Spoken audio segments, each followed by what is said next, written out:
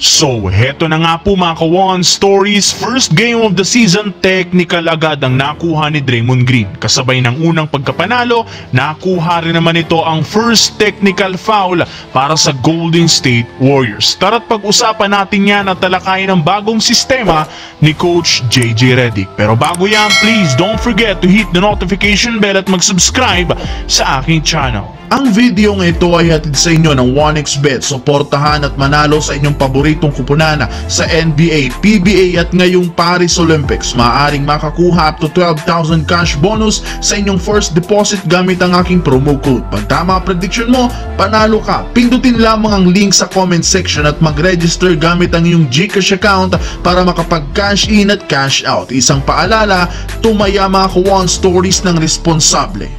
Naging maganda nga po mga ka-One Stories ang simula ng Golden State Warriors ng kanilang kampanya sa isang magandang sinyales na kakayanin nga talaga nilang umabot sa playoffs at mag-contend para sa bagong kampyonato. Pero sa kabila niyan na mas gumandang performance ng Golden State, may ilang mga bagay nga pong hindi nababago sa kanilang team, kagaya na lamang ng pagiging emosyonal ni Draymond Green. Sa katunayan, first game pa lang ng regular season, nakuha na nga agad nito ang kanyang unang technical foul laban sa Blazers matapos itong magalit at sigawan ang isang referee sa second quarter dahil lamang sa simpleng foul call.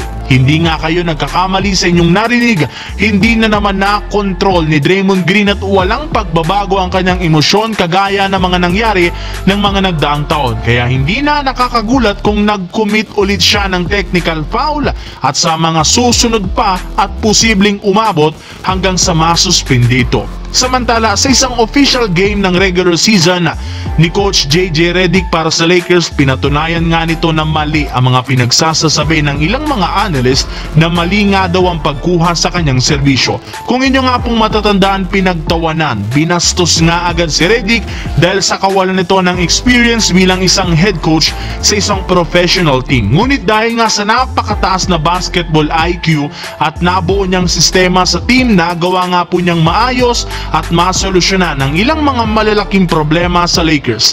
Sa katunayan, nalimitahan nga nila ang pagtatala ng turnovers dito. In fact, 7 turnovers lamang ang nagawa nila last game laban sa Minnesota. Kumpara last season, mas gumanda, mas smooth na rin naman ang ginagawang play, kaya naiiwasan nga po nilang magkaroon ng pagkakamali. Every possession na tinatarget ni Coach JJ Redick, wala sila ditong nagagawang walang kwentang turnovers, kaya kapag pinagpatuloy nila ito, mas gaganda palalo ang chemistry at makakabuo sila ng bagong play para sa Los Angeles Lakers.